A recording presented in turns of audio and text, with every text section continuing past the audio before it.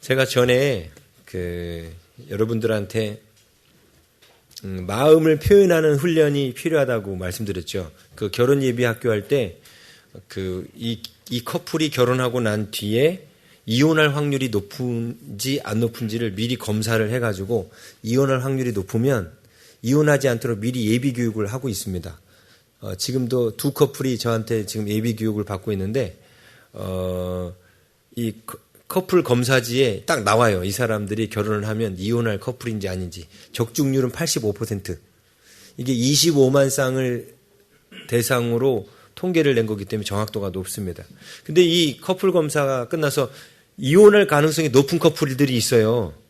그럼 어떻게 해? 결혼을 앞두고 있는데 빤히 이혼 이렇게 보이는데, 그래서 이혼하지 않게 하려고 이 두 분의 관계가 개선될 수 있는 훈련을 6주 동안 제가 시키는 겁니다. 그 훈련 가운데 가장 중요하게 생각하는 게 두 가지가 있어요. 하나는 의사소통 능력이고 하나는 갈등 해결 능력이에요. 의사소통 능력이라는 게 뭐냐면 자기 마음을 상대방에게 잘 표현하는 거예요. 근데 우리나라 사람들은 마음을 어떤 식으로 표현하냐면 옛날 그 보일러 선전 그 CF 혹시 기억나시는가 모르겠는데 그 할아버지가 TV 모니터에 나가지고 옆집 누구네는 무슨 보일러 놨다더라 하고 자전거를 뻥 차고 가요. 응? 아들아, 아버지를 사랑해서 아버지에게 보일러를 좀 놔줄 수 있겠니? 이렇게 표현하는 게 아니라 옆집 너 누구 할아버지 댁은 자전거 보일러 놨다더라. 그리고 자전거를 발로 그냥 뻥 차고 가요. 네? 이게 자기 마음을 잘 표현하지 못하는 거죠. 예. 근데 이게 우리 한국에 이게 심각해요, 우리에서. 그래서 부부끼리도 마음이 표현이 잘 안 돼서 부부 갈등이 일어나는 겁니다. 왜? 발로 뻥 찼어요. 그리고 자전거 넘어졌어요. 그러면은 상대 배우자가 어떻게 생각하냐면 이런 경우가 일어나면 자기를 찬 거라고 생각하고 화가 이렇게 올라와가지고 지금 나하고 붙어보겠다는 거야? 막 이러고 이제 난리가 나죠. 근데 자기가 섭섭한 것을 이렇게 표현하면 되는데 표현하지 않고 신경질을 내요. 이게 이제 그 훈련되지 못한 우리들의 모습이어서 제가 의사소통 능력 그때 훈련했잖아요. 어떻게 한다고 그랬어요? 고조상의는 나중에 하는 거고요. 당신이 땡땡땡 할 때 내 마음이 참 땡땡땡 해요. 예? 당신이 내 마음을 몰라주고 집에 늦게 들어오면 내 마음이 참 불안해요. 이런 식으로 어려운 상황과 그 다음에 자기의 마음을 표현하는 훈련을 해야 된다 했죠. 예. 그래서 자기 마음을 표현하는 훈련을 많이 해야 돼요. 근데 그 다음에 중요한 게 갈등 해결 능력이라고 했어요. 이 갈등 해결 능력은 뭐냐면 계속 커플이 만나면서 뭔가 문제가 생기는데 갈등이 생기는 거예요. 근데 이 갈등을 해결하려고 할 때 아까처럼 자기 마음을 표현을 하는 것에서 그치는 것이 아니라 여기서 자기가 바라는 점을 얘기를 해야 되잖아요. 그렇죠? 보일러 좀 사주세요. 이렇게 자기가 바라는 걸 얘기를 해야 되잖아요. 이렇게 바라는 것을 상대방한테 얘기해서 상대방의 어떤 변화를 요구해야 할 때 그때 뭐 하라고 그랬어요? 고조상의하시라요 했죠? 고조상의하시라요. 이 고조상의가 뭐라고 했어요? 첫 번째 고는 고마움을 표시. 이제 직장인을 예로 들면 이런 거예요. 직장 상사가 요즘 자꾸 뭔가 안 좋은 일이 있어요. 그러면 직장 상사한테 만나서 먼저 그분에게 뭔가 바꾸고 싶은 마음이 제 안에 있는 거예요. 그럼 이렇게 표현하는 거죠. 선배님께서 평상시에 저를 아껴주시고 항상 먹을 것도 챙겨주시고 제가 어려울 때마다 도와주셔서 제가 늘 고맙게 생각합니다. 이게 고마움을 표시하는 거예요. 네? 그 다음에 조언은 뭐예요?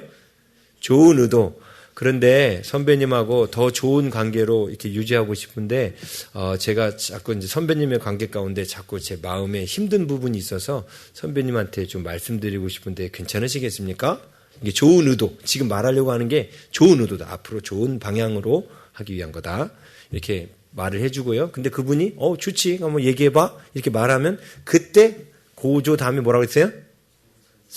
어려운 상황을 설명하는 거예요. 선배님이 저한테 충고해 주실 때 늘 저는 기쁘고 감사하게 봤는데 충고해 줄 때마다 제 뒤통수를 한 대씩 뻥뻥 치시는데 뻥뻥 치실 때 어려운 상황이에요. 이게 제 마음이 참 힘듭니다. 물론 선배님은 제가 좋다고 생각해서 치시는지 모르겠지만 이렇게 해서 어려운 상황을 설명하고 근데 선배님 이 부분에 있어서 선배님이 좀 다른 방법으로 저를 대해 주셨으면 좋겠는데 선배님은 어떻게 저를 이렇게 다른 방법이 없으시겠습니까? 꼭 저한테 대할 때 그 외의 방법이 하면서 질문을 던지는 게 마지막 의죠. 질문. 그죠? 그래서 고조상의 하라 그랬잖아요. 부부끼리도 그런 게 있어요. 남편이 집안일 하나도 안 도와주고 맨날 들어오기만 하면 요즘 월드컵 하죠. 월드컵만 틀어보고 아무것도 안 도와줘. 그러면 막 부인 속이 터지잖아요. 그럼 부인이 어떻게 해요? 걸레를 확 바닥에 집어던지면서 살겠다는 거 말겠다. 이러면 안 된다는 거예요. 그렇죠? 네? 이럴 때는 어떻게 해요? 이때 고조상의를 해야 된다 했잖아요. 고조상의. 그래서 당신이 우리 아이들과 나를 먹여 살리기 위해서 늘 애쓰고 힘써주는 것이 너무 고맙다. 좋은 의도. 그런데 우리 가정이 좀 더 행복해지고 내가 제 명대로 살고 싶은데 혹시 나를 좀 도와줄 수 있겠느냐? 좋은 의도죠? 근데 남편이 만약에 제 명대로 살기를 원치 않으면 안 도와주겠죠? 좋은 의도, 그 다음에 고조상, 어려운 상황. 근데 요즘에 내가 갑자기 집안일이, 요즘에 또 시부모님까지 오셔가지고 집안일이 많아졌는데, 당신이 집에 들어오면 그 월드컵만 보고 이렇게 있어서 내 마음이 참 힘들다. 어려운 상황. 그쵸? 그 다음에 마지막으로, 혹시 당신이 집에 들어와서 월드컵이 당신한테 너무 중요한, 축구의 광팬인 당신한테 너무 중요한 거 내가 안다. 근데 혹시 월드컵도 보면서도 집안일을 도울 수 있는 방법이 있지 않을까요? 어떻게 하면 당신이 날 도와줄 수 있을까요? 이렇게 마지막으로 질문을 던진다 했죠. 이 고조상이라고 했죠. 이렇게 대화하면 되는데 이게 훈련이 잘 안 돼가지고 제가 결혼 전에 이걸 훈련을 시키는 거예요. 이게 습관이 연애 시절에 돼서 이게 딱 만들어지면 결혼하고 나서도 되고, 이게 꼭 커플끼리만 하는 게 아니라 가족끼리도 해야 돼요. 선이랑 선주도 같이 살다 보면은 갈등이 생기지요. 언니가 가끔씩 이렇게 너무 이렇게 힘들게 할 때도 있고, 선주 입장에서도 선이 입장에서도 선주가 또 너무 힘들게 할 때도 있고, 그러죠? 그럴 때마다 어떻게 하라고요? 뭐라고? 고조 상의하시라요. 하라고요. 이렇게 표현하는 거예요. 근데 문제는 뭐냐면요. 이 고조 상의를 해도 안 바뀌는 사람이 있다는 거죠. 에? 이렇게 정중하고 마음 깍듯하게 예의를 갖춰가지고 부탁을 했는데도 안 바뀌어. 다음번에 꼭 그렇게 할게. 다음번에 꼭 그렇게 하더니 안 바뀌어. 이거 어떻게 하냐는 거예요. 에? 근데 이게 그냥 직장에서 가끔 보는 사람이라면 괜찮아요. 근데 이게 만약에 계속 함께 해야 되는 사람이라면 아마 제 명예 못 죽을 가능성이 높습니다. 화병으로. 그렇죠? 그런데 이렇게 내 힘으로 컨트롤할 수 없는 상대를 뭐라고 그랬죠? 지난주에? 그게 탄님이라고 했어요. 탄님. 하나님께서 창조하신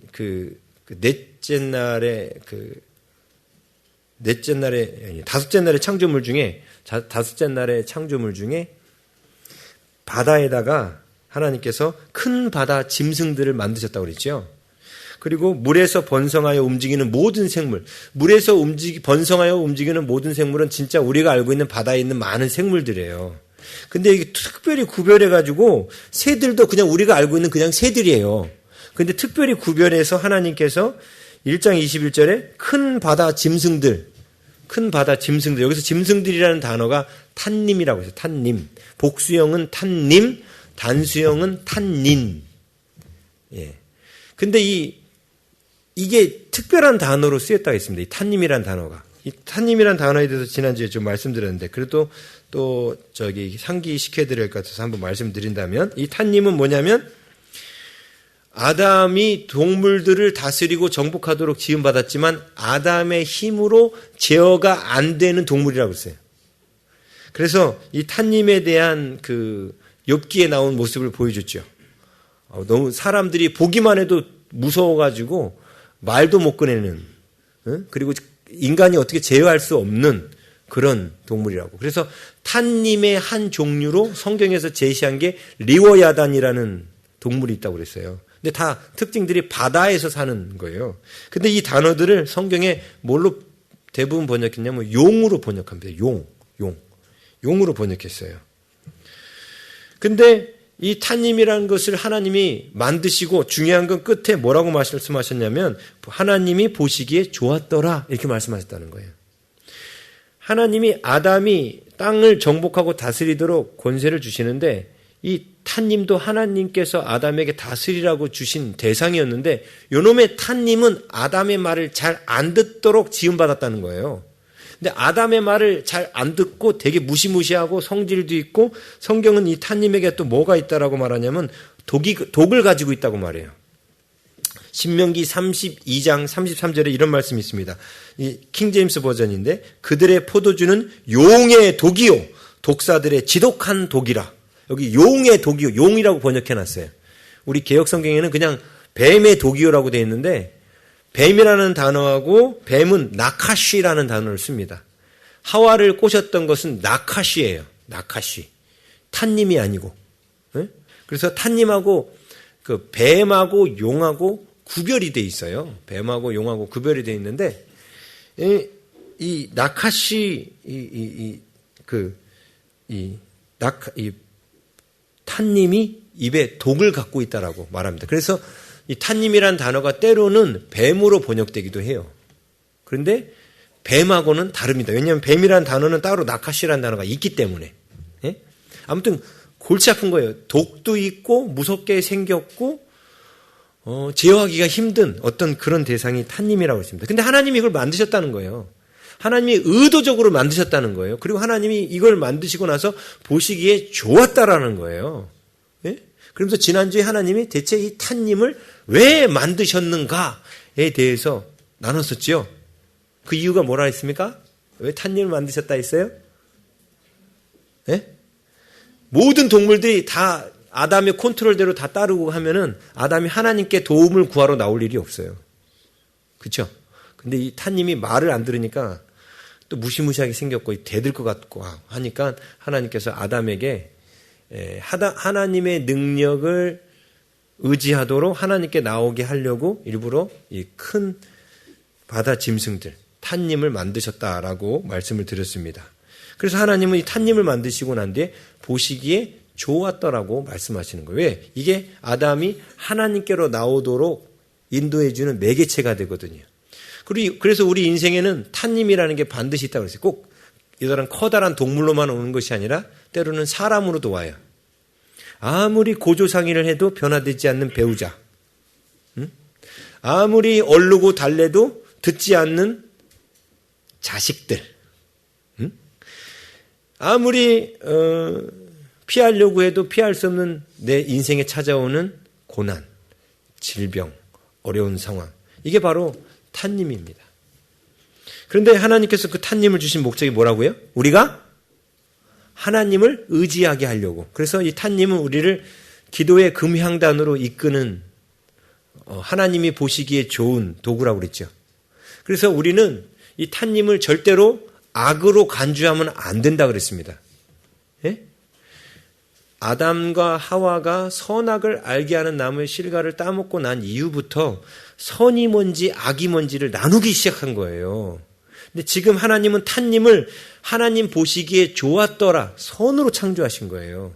제어가 안 되는 어떤 대상을 하나님은 선한 의도로 만드신 거라고요. 왜 이게 선이냐면 이놈 때문에 우리가 하나님을 향하여 나아갈 수 있으니까. 그래서 하나님과 연합하게 만들어주는 도구잖아요. 그래서 하나님은 선하게 만드신 거예요. 근데 우리는 이놈이 내 말을 안 들으니까 어떻게 보여요? 악으로 보이는 거죠. 네? 악으로 보이는 거예요. 근데 절대로 악으로 보면 안 돼요. 왜? 하나님이 선이라고 말씀하신 것을 내가 악이라고 말하면 내가 하나님을 부인하는 거예요. 그렇죠? 예, 하나님은 지금 보시기에 좋으셨어요. 이 탄님 만드시고 난 다음에. 근데 이거를 우리가 이거를 악으로 보면 안 돼요. 근데 우리들의 삶에 실제로는 이 탄님이 악이 되고 있잖아요. 왜? 나한테 울화통을 뒤집어 놓고 화병을 일으켜서 제명에 살지 못하도록 그이가 나를 그렇게 만들잖아요. 그죠? 이 탄님이. 때로는 그게 형제일 때도 있고 자식일 때도 있고 어떤 자식들은 부모라고 생각하는 자식도 있더라고요. 부모가 나에게는 탄님입니다. 부모님은 제 마음대로 조정이 안 되십니다. 그러면서 이제 그렇죠? 그런데 이 타님이, 그러니까 이 타님 때문에 너무 힘드니까 어떻게 생각하냐면, 타님 때문에 힘드니까 이 타님은 악이야, 나쁜 것이야 라고 우리는 규정하는데, 그러면 절대로 안 됩니다. 타님을 악으로 규정하는 순간 우리는 하나님께 나아갈 수 없어요.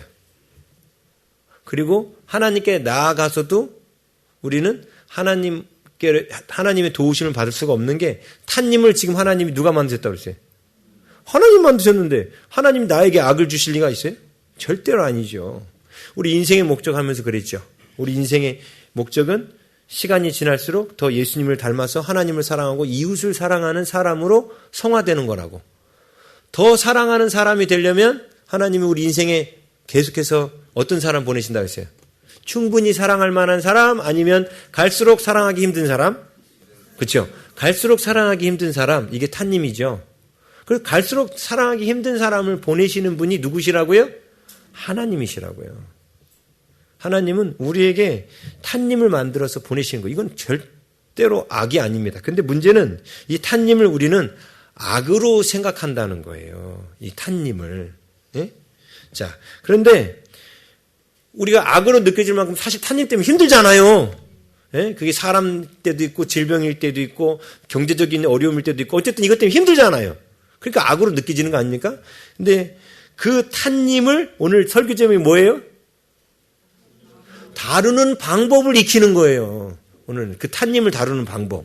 그러면 이게 정말 내 인생에 하나님 주신 선물, 선이 될 수 있는 겁니다. 근데 타님을 다루는 방법을 몰라서들 이 땅에서 힘든 거예요. 그래서 오늘 말씀은 여러분들한테 저 타님을 다루는 방법을 보여드리는 거예요. 사실 제가 이번 주에는 이제 6일째 창조에 대해서 설교를 하려고 이제 계획을 세웠는데, 지난주 기도하면서 하나님께서 이 타님에 대해서 더 성도들한테 말씀을 나누라고 해서 제가 준비한 겁니다. 하나님께서 그러면서 주셨던 것들을 정리를 해봤습니다. 자, 타님을 다루는 방법. 예? 제가 이제 몇 가지 쭉 정리했는데 꼭 메모리 하셔야 돼요. 메모하시면서. 첫 번째는 뭐냐면, 하나님 앞에 타님을 악으로 규정하지 않겠다고 고백하라. 첫 번째는 뭐냐면, 타님을 악으로 규정하지 않겠다고 하나님 앞에 먼저 고백해야 돼요. 아까 제가 말씀드렸죠? 타님은 하나님께서 선하게 창조하신 거라고. 자, 이 표현을 달리 표현하면, 타님을 절대로 개인적인 공격으로 받아들이지 말라는 거예요. 타님이 나를 공격하는 것으로 받아들이지 말라는 거예요. 예? 그 배우자가 아무리 고조상의해도 듣지 않아. 바뀌진 않아. 그러면 우리들은 어떻게 받아들이냐면, 저 사람이 나를 공격한다고 받아들여요. 자식들이 고조상의를 해줬는데도 얘네들이 듣질 않고 부모 말을 듣지 않아. 그러면 부모는 어떻게 받아들이냐면, 이 녀석이 나를 공격한다고 받아들여요. 공격한다고 받아들이니까 화가 나거나 슬픈 거예요. 그렇죠? 그런데 그래서 이 타님이 나를 개인적으로 공격하는 것으로 받아들이지 않기 위해서 우리가 반드시 해야 될 게 바로 하나님 앞에, 하나님, 타님은 하나님께서 저에게 주신 최고의 선입니다 라고 먼저 고백하라는 거예요. 그게 필요해요. 그렇죠? 여러분 배우자가 타님일 때 여러분이 골랐잖아. 응답받고 결혼했잖아. 자기가 이 세상에 있는 여자들 중에 제일 최고라고 생각했잖아. 아니에요? 다들 그래서 결혼하는 거 아니에요? 근데 결혼 후에는 최고였던 사람이 최악이 돼요? 네? 여전히 최고예요. 여전히 나의 배우자는 최고고, 나의 자녀들은 최고고, 나의 부모님은 최고인 거예요. 네? 그런데 그것을 악으로 보게 만드는 사단의 역사가 그 가운데 있을 뿐입니다. 절대로 그분은, 그 타님은 나를 공격하기 위해서 하나님이 만드신 게 아니라는 거예요. 이것은 타님은 우리의 두려움의 대상도 아니고, 타님은 하나님께서 만드셨음을 기억하면서 우리가 해야 될 일이 뭐냐면요, 이거예요. 전쟁이 주께 속해 있음을 고백하는 거예요. 자, 이 타님을 변화시키고 바꾸는 것은 누가 바꿀까요? 하나님이 바꾸시는 거예요. 그렇죠? 타님을 제어하실 수 있는 분은 하나님이세요. 지난주에 제가 그래서 성경 구절을 찾아드렸죠. 성경에 보면은 그 탄님을 제어하는 것이 인간들이 하나님 앞에 기도하니까 하나님께서 그 용을 제어하시는 모습들이 선지서에 많이 나오잖아요. 에스겔서에도 나오고 많이 나오거든요. 네? 하나님이 그걸 제어하시는 거예요. 그리고 하나님께서 모세에게 그 바로왕 앞에 가가지고 기적을 행할 때 지팡이가 뭐가 됐어요? 뱀이 됐죠. 재밌는 건 출애굽기 4장 3절에서는 하나님 앞에서 모세가 행할 때에는 모세야 너가 그들이 내가 하나님 보냈다라고 그들이 받아들이지 않으면 어떡합니까? 그래? 그러면 네 지팡이를 한번 던져봐라 했을 때 지팡이가 그때 뱀이 됐어요. 그때는 뱀이라는 단어가 정말 나카시라는 단어입니다. 그냥 일반적인 뱀이에요. 그런데 애굽왕 바로 앞에서 지팡이를 던졌어요. 이때도 뱀이 됐죠. 예? 근데 그때는 뱀이라는 단어가 나카시가 아니라 탄님입니다. 탄님이에요. 왜 하나님이 단어를 바꿔 썼을까요? 모세가 그 탄님을 손으로 하나님이 잡으라 했거든요. 잡았더니 어떻게 돼요? 다시 지팡이가 돼요. 제어할 수 있다는 거예요. 하나님이 모세에게 그 탄님을, 다시 말하면 지금 애굽은 바로 그 탄님과 같은 골칫덩이죠. 이스라엘 백성들한테. 근데 그 탄님을 잡을 때에 지팡이가 된 거예요. 탄님을 집어던질 때 뱀이 되고 제어할 수 있는 거예요. 근데 그 제어할 수 있는 힘을 하나님이 주셨지요. 네? 그래서 출애굽기 7장 9절에 나타나는 뱀은 탄닌, 단수형이니까 탄닌이라는 단어를 쓰고 있어요. 네? 그러니까 그러면 이 탄닌, 제어할 수 없는 그 대상을 지금 제어하실 수 있는 분은 누구시라는 거예요? 하나님이시라는 거예요. 그래서 제가 첫 번째 탄님을 악으로 규정하지 않겠다고 고백하라고 그랬죠. 이 안에는 그래서 뭐가 있냐면 하나님이 하실 일과 내가 할 일을 구분하라는 거예요. 고조상의를 아무리 해도 바뀌지 않는 탄닌. 그죠? 아무리 해도 안 바뀌어. 그럼 누가 바꿀 수 있는 거예요? 내가 바꿀 수 없다는 거예요. 여러분, 이제 부모가 자녀를 키워도요, 정말 자녀가 부모 마음대로 안 돼요. 부모가 이렇게 바꾸고 싶어도 안 바뀌어요. 잘 안 돼요. 진짜 잘 안 돼. 형제를 바꾸는 건 더더욱 안 되고, 네? 자녀가 부모를 바꾸는 것도 더더욱 안 돼. 그렇죠? 왜? 본인들이 의지가 있기 때문에 이게 안 돼요. 근데 그 탄닌을 바꾸실 수 있는 분이 유일하게 한 분 계시다는 거예요. 하나님. 그래서 탄닌을 바꾸고 변화시키는 것은 누구의 일입니까? 하나님의 일이라는 거예요. 근데 우리가 자꾸 그 일을 내가 할 수 있는 일이라고 생각하는 거예요. 내가 할 수 있는 일이라고 생각하니까 시도를 했다가 안 되면 짜증이 올라오는 거예요. 근데 당초에 이 탄닌은 내가 제어할 수 없는 상대라는 것을 내가 처음부터 알고 있으면 제어할 생각도 안 하고 제어가 안 된다고 짜증도 올라오지도 않아요. 내가 충분히 저 배우자를, 저 자녀를, 저 사람을 내가 제어할 수 있다라고 믿었는데 제어가 안 되니까 짜증이 올라오는 거예요. 그렇죠? 제 몸이 제가 이 손바닥을 제가 제어하고 있잖아요. 그렇죠? 늘 이렇게 제어를 해왔는데 어느 날 갑자기 신경이 마비가 가지고 이 손이 제어가 안 돼. 그럼 그땐 짜증이 나는 거예요. 원래 내가 제어해 왔던 거기 때문에. 그렇죠? 그런데 제가 이 물컵을 갖다가 생각으로 들어 올린다라고 생각하고 으악 했는데 안 들어 올라와. 짜증 날까요? 예? 짜증 나면 그거 사이코죠. 왜요? 저는 이 물컵을 정신력으로 들어 올릴 수 있는 염력이 없거든. 그렇죠? 근데 늘 염력을 사용해서 물컵을 들어 올리던 능력을 갖고 있는 사람이 어느 날 이게 안 들어 올려지면 그땐 짜증 나는 거예요. 근데 우리가 그런 착각에 빠져 있다는 겁니다. 우리들의 인생에 있는 그 탄닌들이 내 멋대로 조정될 거라는 생각. 그 생각 때문에 조정이 막상 되지 않았을 때 짜증이 올라와요. 그리고 부부 갈등이 그래서 일어나는 거예요. 부부 갈등이 남편한테 뻥 하면서 이렇게 콧방귀 빵 이렇게 콧소리 내면서 뭔가 요거 할 때마다 남편이 늘 다 해줬거든. 다 해주다가 특히 결혼 전에는 다 해줬어. 그땐 여보가 아니지. 뻥 하면서 하면 다 해줬거든. 응? 근데 결혼하고 난 뒤에는 뻥 해도 들은 채도 안 해. 그러면 그때 뭐가 올라와요? 짜증이 올라오고 화가 올라오는 거예요. 왜? 내가 제어할 수 있다라고 생각했는데 제어가 안 되니까. 그렇죠? 내가 제어할 수 있을 거라고 생각했는데 제어가 안 되니까. 근데 이게 처음부터 착각이었다는 거죠. 그 사람은 처음부터 내가 제어할 사람을 하나님 만들지 않았다는 거예요. 예? 그건 하나님만이 제어하실 수 있는 사람으로 하나님 만드셨다는 거예요. 그렇죠? 그래서 하나님의 하셔야 될 일과 내가 할 일을 구분해야 돼요. 그게 바로 첫 번째, 탄님을 악으로 규정하지 않겠다고 고백하는 거예요. 자, 그러면서 두 번째는 뭘 해야 되냐면, 그렇다고 이 탄님이 나를 평생 괴롭히고 힘든데, 물론 악은 아니라고 그랬어요. 지금 이놈 덕분에 내가 어떻게 되는 거예요, 지금? 하나님 앞으로 나아가잖아요. 그러니까 선인 거예요. 그렇죠? 하나님 앞에 나가는 거예요. 그래서 두 번째는 뭐 해야 되냐면, 기도의 자리에서 탄님에 대해 하나님께 해주시기를 바라는 일을 아뢰라는 거예요. 기도의 자리에서 탄님에 대한 자신의 요구사항을 하나님께 아뢰세요. 기도의 자리에서. 왜? 하나님이 이것 때문에 탄님을 보내신 거니까. 그 기도의 자리로 이 탄님을 데리고 와서 하나님 앞에 이 탄님을 딱 올려드리면서 하나님, 이 탄님이 이렇게 바뀌었으면 좋겠습니다. 예? 제발 좀 집에 들어오면 제 얼굴도 좀 바라보고 집안일도 좀 도와주고 저하고 대화도 좀 하는 그런 남편이 됐으면 좋겠습니다. 어? 이 녀석이 알아서 공부를 하고 알아서 엄마 말도 잘 듣고 아빠 말도 잘 듣고 그런 자녀가 됐으면 좋겠습니다 하고 기도의 자리에서 이 탄님에 대해서 하나님께서 해주시기를 바라는 일들을 아래서 올리라는 겁니다. 네? 그렇죠? 그렇게 해야죠. 왜? 하나님이 탄님을 그럴 목적으로 만드셨으니까. 우리를 하나님 앞으로 나오게 하려고. 그런데 이거를 하나님 앞에 올려드리지 않고 내가 내 힘으로 계속해서 탄님을 제어하려고 하면 어떻게 되는지 아십니까?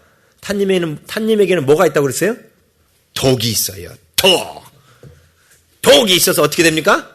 물려요. 예, 그래서 독이 들어와요.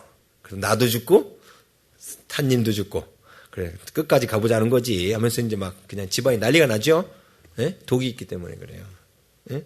근데 이거를 내가 제어하려고 하지 말고 처음부터 이 일은 내 일이 아니라는 거예요. 하나님 앞에 기도의 자리에서 탄님에 대해서 이렇게 해주셨으면 좋겠습니다. 하나님 그가 이렇게 바뀌었으면 좋겠습니다. 하나님 이 환경이 이렇게 바뀌었으면 좋겠습니다. 하나님 이 질병이 이렇게 나에게서 떠나갔으면 좋겠습니다. 라고 기도의 자리에서 하나님 앞에 탄님의 이렇게 제어되게 해달라고 하나님 앞에 기도하라는 거예요.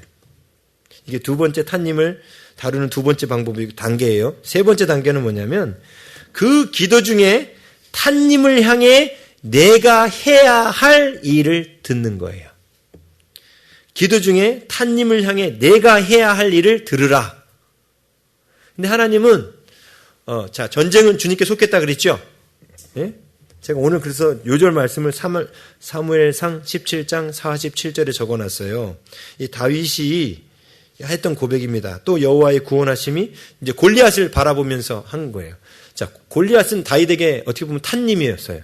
그렇지만 다윗은 골리앗을 탄님을 두려워하지 않았습니다. 독도 있었죠. 힘도 세니까. 근데 두려워하지 않았어요. 왜? 다윗은 탄님을 다루는 방법을 너무 잘 알고 있었거든요. 근데 그가 잘 알고 있었다는 뜻이 여기 나와요. 자, 주보에 나온 요절 말씀 사무엘상 17장 47절 함께 읽겠습니다. 시작. 또 여호와의 구원하심이 전쟁은 여호와께 속한 것인즉 그가 너희를 우리 손에 넘기시리라. 아멘. 다윗은 뭘 알고 있었냐면요. 전쟁은 하나님께 속한 건 줄 알고 있었어요. 탄님은 하나님께 속한 거란 걸 알고 있었어요. 전쟁은 다윗이 싸우는 것이 아니고 전쟁은 이스라엘이 싸우는 것이 아니라는 것을 다윗은 알고 있었다고요. 그래서 이 탄님을 하나님의 손에 올려드리죠. 그렇죠? 그런데 이렇게 탄님을 하나님의 손에 올려드렸을 때 아까 말씀드린 세 번째 단계에는 그러면서 하나님 이놈들이 이렇게 쳐들어왔는데 어떻게 할까요? 라고 하나님 앞에 여쭈었을 때 하나님 그때마다 각각 다른 방법을 가르쳐 주신다는 거예요. 다윗한테는 하나님이 물맷돌을 이렇게 쥐고 나가라고 말씀하셨고 어떤 때는 정면전을 하라고 다윗에게 말씀하셨고 어떨 때는 복병전, 매복전을 하라고 말씀하셨어요. 하나님께 그 전쟁은 나에게 속한 것이 아니라 하나님께 속한 것입니다. 라고 이 탄님을 하나님께 올려드리고 하나님 앞에 기도할 때마다 하나님은 다윗에게 각각 다양한 방법으로 그 전쟁에서 그 탄님을 제어할 수 있는 방법을 가르쳐 주셨다는 거예요. 똑같지가 않아요. 전에 그 어떤 적군하고 싸울 때 전면전을 통해서 막 그냥 육박전, 전면전 들어갔는데 이겼거든요. 그럼 우리 같았으면 두 번째도 그냥 육박전으로 나가야 되잖아. 근데 아니야. 하나님 두 번째도 이 전쟁은 하나님께 속했습니다. 하나님, 이 탄님을 저희들의 손에 넘기시겠습니까? 저희들의 손에 맡기시겠습니까? 맡기겠다. 그럼 하나님 저희가 어떻게 할까요? 요번에 매복해서 싸워라. 그때는 매복하는 거예요. 지난번에 전면전에서 이겼다고 요번에 또 그 힘을 믿고 또 전면전하면 지는 거예요. 왜냐하면 하나님께서 탄님을 다루는 방법을 때마다 다 다르게 우리에게 가르쳐 주십니다. 방법이 다 달라요.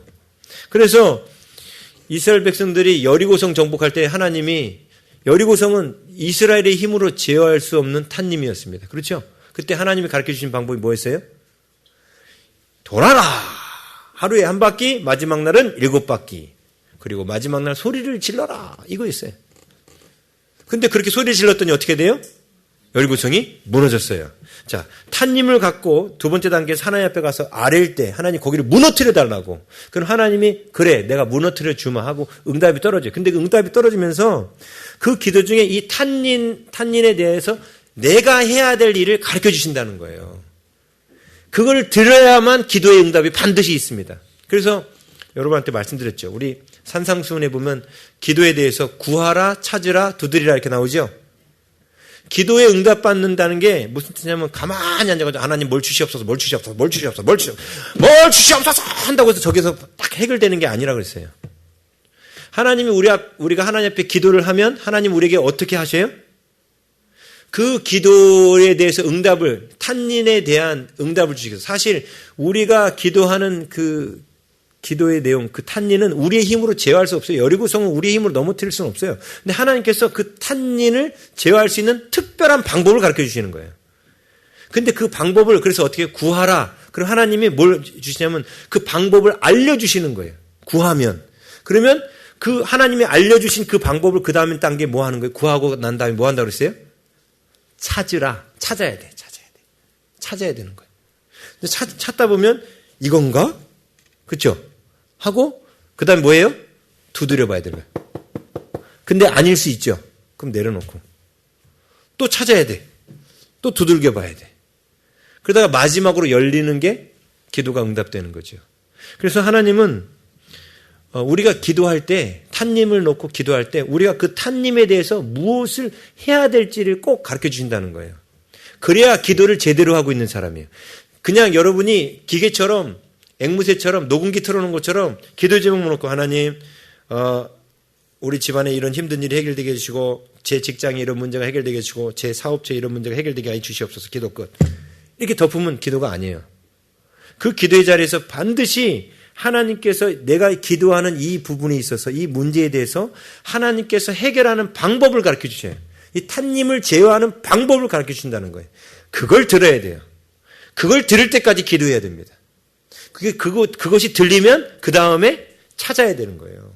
그게 들릴 때까지 기도해야 되는 거예요. 그게 들릴 때까지. 하나님 누가 어떻게 해주세요. 근데 하나님께서 그거에 대해서 너가 이렇게 해라. 이런 것들이 있어요. 예를 든다면 하나님께서 뭐 여리고성을 돌라고 말씀하신 것처럼 새벽마다 이 문제를 갖고 작정하여 기도하라. 이런 말씀을 주실 때가 있어요. 네? 새벽마다 작정하여 기도하라. 그러면 하나님이 가르쳐 주신 이 탄님을 제어하는 방법은 작정하여 새벽 기도하는 거예요. 그렇죠? 어떨 때는 형제에게 내가 가진 것을 먼저 나눠주어라. 이렇게 말씀하실 때도 있어요. 그 탄닌을 해결하는 방법을. 어떨 때는 가서 떡 1개를 만들어 와서 내가 먹게 하고 그 뒤에 너와 네 아들을 위하여 떡을 만들라. 이런 결단을 요구할 때가 있어요. 사르밧 과부가 엘리야에게 떡 하나를 만들어 왔잖아요. 그렇죠? 그렇게 할 때도 있고 어떤 때는 목사님께 가서 여쭤봐라. 이럴 때도 있어요. 하나님이 주시는 그 탄닌을 제어하는 방법은 다양합니다. 근데 중요한 건 이것을 반드시 기도의 자리에서 들어야 돼요. 때로는 이렇게 하나님이 방법을 말씀하실 때도 있지만 이 탄닌을 주신 목적이 또 뭐 때문에 주시기도 하냐면요. 회개를 요구하시기 때문에 주실 때도 있어요. 그래서 하나님이 그 문제를 놓고 기도하고 있는데 갑자기 나에게 회개를 요구하실 때가 있어요. 그게 바로 그 탄닌을 제어하는 방법이에요. 어떨 때는 회개를 요구하셔요. 그 기도의 자리에서. 근데 뜻밖의 내가 그것을 놓고 하나님 앞에 회개할 때 갑자기 그렇게 완고하던 사람이 변화되기 시작해요. 내가 회개했는데 그 사람이 변화되기 시작하는 거예요. 예? 그리고 또 하나님께서 뭘 요구하시냐면 아까 말씀드린 순종을 요구하신다고 했죠. 그 순종은 크게 기도의 순종하고 헌신의 순종 두 가지 중에 하나인 겁니다. 그래서 세 번째 단계에서 기도 중에 타님을 향해 내가 해야 할 일을 들어야 된다고 그랬죠. 이때 중요한 것은 오직 내가 해야 할 일만 들어야 된다는 거예요. 네? 우리는 자꾸 어떻게 해요? 저 탄닌이 어떻게 행동해야 되는데, 저놈이 어떻게 행동해야 돼. 요것만 자꾸 들으려고 그래요. 절대로 그렇지 않아요. 그거는 하나님이 우리가 탄닌을 다루는 방법으로 주신 게 아니에요. 오직 내가 해야 할 일만 들으려고 해야 된다는 거예요. 근데 하나님께서 특별히 그 탄닌에게 가서 고조상의해라. 그럼 고조상의 하는 거죠. 그것도 하나님이 주시는 방법이니까. 근데 그게 아니라면 정말로 내가 해야 할 일만 들어야 된다는 거예요. 자, 그리고 여기서 끝나는 게 아닙니다. 네 번째 단계가 있어요. 자, 이제 하나님께서 회개를 하라고 말씀하실 때도 있고 어쨌든 순종을 하라고 어떤 것을 지시하실 때가 있다 했죠. 근데 순종을 하라고 지시가 떨어지면 그 다음에 뭘 해야 돼요? 그것을 순종할 힘을 달라고 기도해야 돼요. 순종할 힘을 달라고. 왜냐하면 우리는 우리의 힘으로 끝까지 순종할 수가 없어요. 하나님이 주신 그 탄닌을 제어하는 방법에 대하여 우리가 끝까지 순종할 수 있게 해주세요라고 기도해야만 우리가 그 탄닌을 제어할 수 있는 힘을 계속해서 공급하시는 거예요. 하나님께 공급받지 않으면, 그 힘을 공급받지 않으면 오늘도 하나님 말 안 듣는 직장 상사한테 하나님께서 그 탄닌을 제어해 주도록 기도했는데 매일 직장 상사한테 가가지고 바카스 한 병씩 돌리라고 뭐 맛있는 거 하나씩 커피 한 잔이라도 뭐 1,000원 이하의 맛있는 것을 매일 돌려라. 하나님 만약에 이렇게 지시하셨다 해요. 근데 하나 돌렸는데 그 다음날 봤더니 그 땅바닥에 집어 던진 거야. 두 번째 날 근데도 하나님 또 하라고 그러잖아. 그럼 하고 싶은 마음이 들어요, 안 들어요? 안 들죠. 그때 하나님 순종하고 제가 오늘도 또 다른 거 1,000원 이하짜리 음료수 하나 들고 갈 수 있게 해주세요. 이 기도를 해야 돼요. 안 그러면 중간에 때려치게 되니까. 계속 기도해야 돼요. 예? 하나님 앞에 그 탄닌이 제어하는 힘이 올 때까지 계속 기도해야 합니다. 아멘! 그 다음에 중요한 거는 하나님께서 탄닌에 대해 제어하실 때까지 인내로 기다리는 거예요. 기다려야 돼요. 근데 제가 이 말씀 묵상하면서 하나님이 그런 말씀하세요. 하나님께서 그 탄님에 대해서 제어하실 때까지, 하나님이 그 문제를 해결하실 때까지 기다리는 거. 이 기다릴 때 바로 뭐가 필요하냐면 인내가 필요한 거예요. 그렇죠? 근데 이 인내가 바로 사랑의 요소 가운데 들어있는 거 아시죠? 예? 사랑은 언제나 오래 참고. 다시 말하면 하나님이 이렇게 말씀하시더라고요. 그 탄닌을 하나님께 맡기고 하나님 앞에 인내하는 그 시간만큼 하나님을 사랑하는 것이다라고. 죽을 때까지 인내하면 하나님을 죽을 때까지 사랑하는 거예요. 그 인내가 하나님을 향한 사랑과 비례한다는 거예요. 우리는 탄닌을 제어하다가 하나님 앞에 기도도 하고 하나님 하라는 대로 했는데도 안 바뀌어. 그럼 어떻게 해요? 때려치고 가가지고 멱살 잡고 해결하려고 그래요. 네? 그것은 이제 내 사랑이, 하나님을 향한 사랑이 딱 거기까지인 거예요. 그래도 그만큼 한 것도 하나님 사랑해서 그만큼 참은 거죠. 예? 그만큼 참은 건 하나님 사랑해서 그만큼까지 참은 거예요. 근데 하나님은 조금 더. 하나님 죽을 것 같아요. 더 이상 참으면 죽을 것 같아요. 이렇게 말하잖아요, 우리가. 그죠? 여러분 머릿속에 누구를 생각하면 이게 다 가슴으로 팍팍팍 다가올 텐데 별 생각이 탄님이 없는 사람들이 이게 가슴으로 안 다가와요. 죽을 것 같아요! 이런 고백이 나와 보셨어요? 그 탄님 때문에? 탄님 때문에 죽을 것 같아요! 라고 이렇게 고백이 나오면서 죽을 때까지 있냐면요. 하나님을 죽은 만큼 사랑하는 거예요. 그죠? 하나님에 대한 사랑 때문에 참는 거 아닙니까? 그러니까 하나님은 그만큼 사랑하고 있다는 거예요. 하나님을 향한 사랑의 크기는 우리의 참음과 비례한다고 전에도 말씀드렸죠. 예. 이렇게 하다 보면은 반드시 하나님께서 뭔가를 하십니다. 탄님을 바꾸시거나 탄님에 대해서 내가 완전히 초월하게 하시거나 결국은 어떻게 돼요? 그 탄닌이 더 이상 나에게 탄닌이 아닌 것이 돼버려. 아니면 진짜 그 탄닌이 변화되든가. 정말 그런 일들이 일어나죠. 그때 우리는 마지막으로 해야 될 일이 있습니다. 그게 뭐냐면 시편 148편 7절입니다. 찾아보겠습니다. 시편 148편 7절.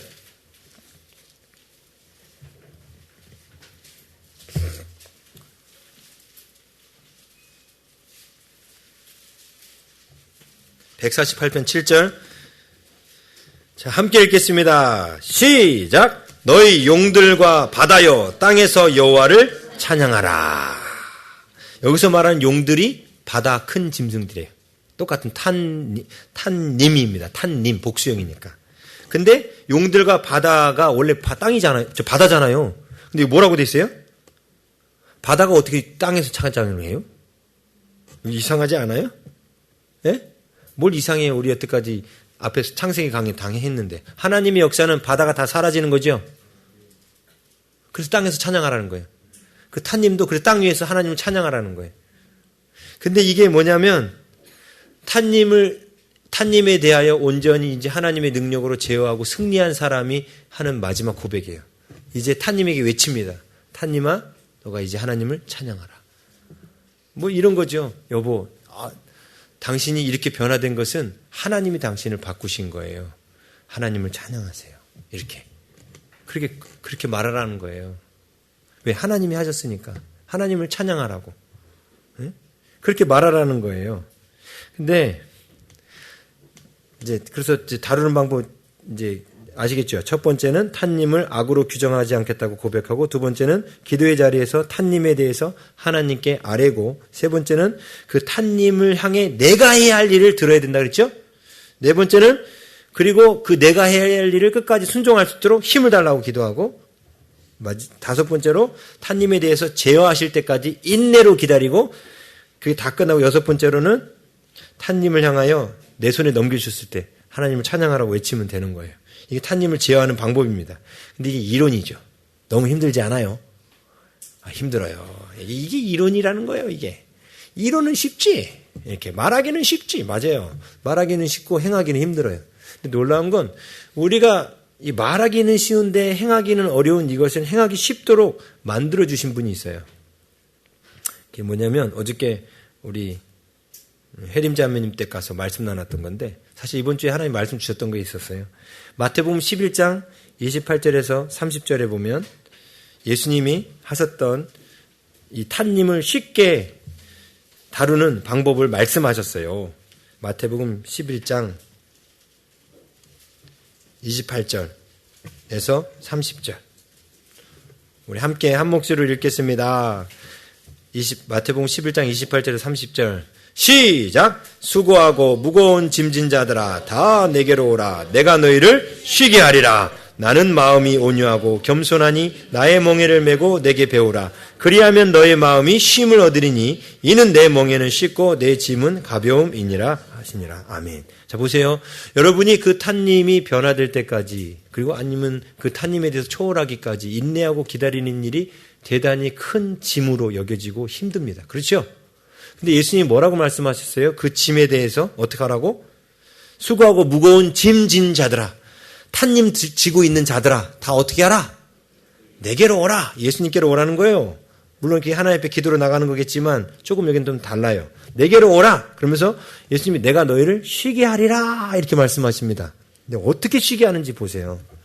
나는 마음이 온유하고 겸손하니 나의 멍에를 메고 내게 배우라. 예수님하고 함께 멍에를 메라는 거예요.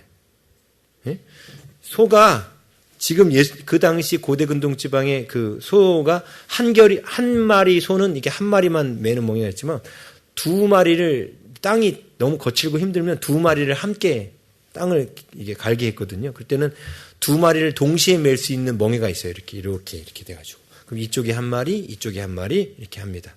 근데 지금 예수님이 말씀하신 멍에는 이 두 마리가 함께 매는 멍에예요. 한쪽 멍에 예수님이 이 멍에를 메고 계시는데 나머지 빈자리에 우리를 초청하시는 거예요. 근데 멍에라는 것도 역시 짐이지 않아요? 아니, 수고하고 무거운 짐 졌는데 또 와서 멍에까지 메라고 그러세요? 주님? 너무하신 거 아니에요? 그렇죠? 너무하신 것 같아요. 근데 아니라는 거예요. 왜냐하면 여기 주님이 뭐라고 말씀하셨냐면 우리한테 탄님을 벗어버려라. 그 짐을 벗어 던지고 짐지지 마라. 이렇게 말씀하시지 않는다는 거예요. 어떻게 말씀하셨어요? 예? 주님과 함께 그 멍에를 매라는 거예요. 왜냐? 30절에 이는 내 멍에는 어떻다? 쉽고 내 짐은 가볍다. 주님의 멍에 아래로 와서 맡기면 그 짐이 가벼워질 거라는 거예요. 근데 이 주님의 멍에 아래로 온다는 것이 단순히 기도하는 것만을 뜻하는 게 아닙니다. 왜냐하면 주님이 이렇게 말씀하셨거든요. 나는 마음이 온유하고 겸손하니 나의 멍에를 메고 뭐 하라고 했어요? 내게 배우라고 그랬죠. 이 배우라는 뜻은 단지 기도하라는 뜻만 있는 게 아니에요. 지금 탄님을 다루는 그 방법, 기도하라는 뜻으로 말씀하신 게 아니라는 거예요. 그래서 배우라는 건 뭐냐면 지난주에 이제 말씀을 제가 전하다가 시간이 없어가지고 다 못 전했던 거예요. 그게 뭐냐면 히브리서 말씀이에요. 다시 갈게요. 히브리서 2장 10절. 주님한테 배우라고 그랬죠? 주님한테 배운다는 게 무엇인가? 히브리서 2장 10절. 탄님을 다루는 방법을 제어하는 방법을 배웠어요. 그렇지만 이것도 힘이 들어요. 그렇지만 이거 힘들지 않게 제어하는 방법을 또 가르쳐 주셨어요. 네, 이게 중요한 거예요. 2장 10절 우리 함께 읽겠습니다. 시작. 그러므로 만물이 그를 위하고 또한 그로 말미암는 이가 많은 아들들을 이끌어 영광에 들어가게 하시는 일에 그들의 구원의 창시자를 고난을 통하여 온전하게 하심이 합당하도다. 아멘. 자 보세요. 이게 뭐냐면 만물이 그를 위하고 또한 그로 말미암는 이 예수님 말하는 거죠. 예? 예수님이 많은 아들들 우리를 이끌어서 우리가 어디에 들어가게? 영광에 들어가게. 사실 탄님은 우리를 하나님의 보호자 가운데로 기도의 자리 가운데로 나아가게 해서 하나님과 연합하도록 만든다고 그랬죠. 그게 우리가 영광에 들어가는 거예요. 근데 끝까지 인내하고 기도의 자리 가서 탄님을 하나님의 손에 계속 올려드리는 이 일이 쉽지가 않아요. 근데 놀라운 건 이 일을 먼저 누가 하셨다는 거예요? 예수님이 하셨다는 거예요. 예수님이 이 일을 하셨다는 거예요. 그리고 예수님은 이 일을 하신 예수님이 어떻게 그 일을 하셨는지 예수님한테 배우라는 거예요. 응? 자, 그래서 이거랑 똑같은 말씀이 히브리서 5장 7절부터 9절에 나와요. 5장 7절에서 9절.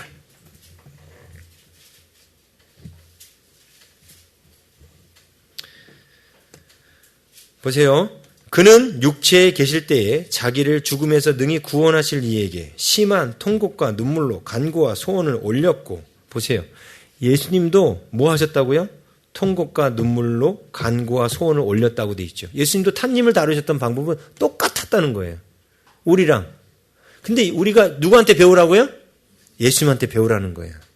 힘들다고 포기하지 말고 예수님처럼 끝까지 심한 통곡과 눈물로 간구와 소원을 하나님 앞에 계속해서 올려드리라는 거예요. 이게 예수님한테 배우는 거예요. 예수님이 하신 대로 우리가 똑같이 하라는 겁니다. 예? 그러면서 그의 경건하시온 얼마 어떻게 됐어요? 들으심을 예수님은 얻으셨어요. 탄님을 제어하실 수 있었어요. 자, 그러면서 8절 그가 아들이시면서도 받으신 고난으로 뭘 배워서? 순종함을 배워서 온전하게 되셨은즉 자기에게 뭐하는 모든 자에게? 순종하는 모든 자에게 영원한 구원의 근원이 되시고 예수님이 내게 배우라라고 배우라는 그 배워야 될 내용이 뭘까요? 순종이에요. 예수님이 하나님께 순종하셨던 그 모습을 우리 보고 배우라고 그러시는 거예요. 놀라운 거는 예수님의 십자가를 묵상하며 예수님의 그 순종을 배우기 시작하면 우리의 탄님을 제어하는 그것이 짐으로 느껴지지 않을 거라는 거예요. 우리가 십자가를 놓쳐버리기 때문에 우리가 제어하는 그 탄님이 밉고 힘들고 어렵고 짐으로 느껴지는 거예요. 근데 예수님의 십자가를 바라보며 예수님이 십자가를 어떻게 지셨는지를 보고 배우면 지금 나에게 주신 그 탄님은 십자가의 고통에 비하면 비할 게 아니라 정말로 상대적으로 얼마나 쉽고 가벼운지 알게 될 거라는 거예요.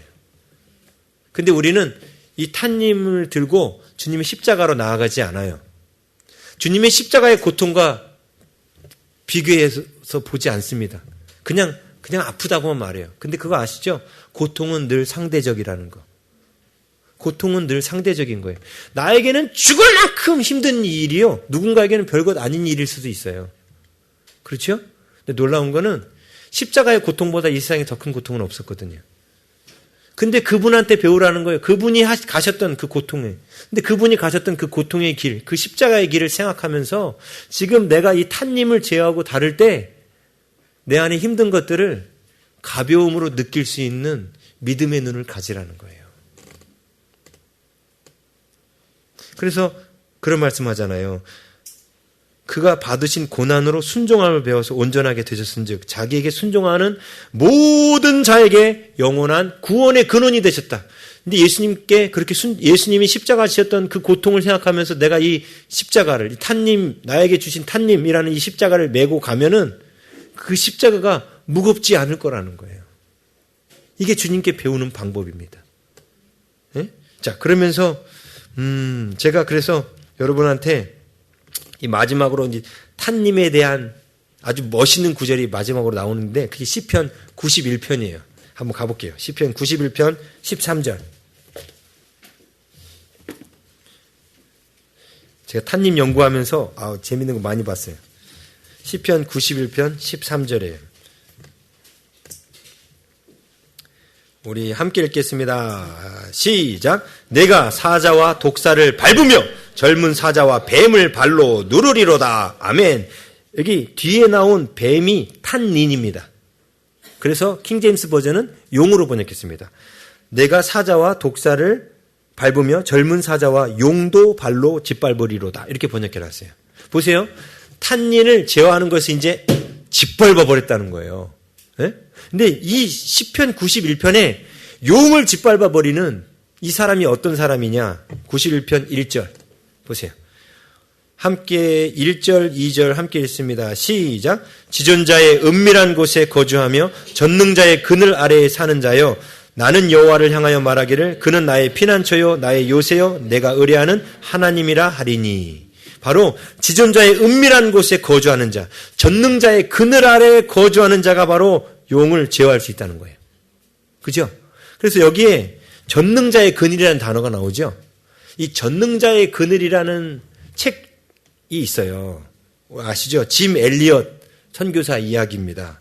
1956년 영국 휘튼 대학을 수석으로 졸업한 29살의 청년으로 에콰도르 오지 와다니족에 찾아가서 와다니족의 그 창끝에 찔려가지고 죽었던 그때 청년들 얘기죠. 이 짐 엘리엇 선교사의 아내였던 엘리자베스 엘리엇이 그 전능자의 그늘이라고 바로 짐 엘리엇 선교사의 그 일기와 글들을 모아가지고 전능자의 그늘이라는 책을 썼습니다. 거기에 이런 구절이 나와요. 제가 그걸 좀 읽어드리려고 합니다. 영원한 것을 얻고자 영원할 수 없는 것을 버리는 자는 바보가 아니다. 여기서 말하는 영원한 것은 예수님을 말하는 거예요. 그래서 영원할 수 없는 것, 그 세상을 말하는 거죠. 예수님 때문에 예수님을 얻고자 세상을 버리는 것은 바보가 아니라는 거예요. 이게 이제 짐 엘리엇의 그 필기된 것에 있는 거예요. 그러면서 이런 말이 있습니다. 순종하면 그분을 아는 것이다. 순종하면. 예수님이 하나님께 순종했잖아요. 그것은 하나님을 알고 있다는 뜻이라는 거예요. 우리도 마찬가지라는 거예요. 순종하면 그분을 아는 것이다. 순종은 하나님께 대한 사랑의 표현이다. 순종한다는 것은 우리가 하나님 안에 거한다는 뜻이다.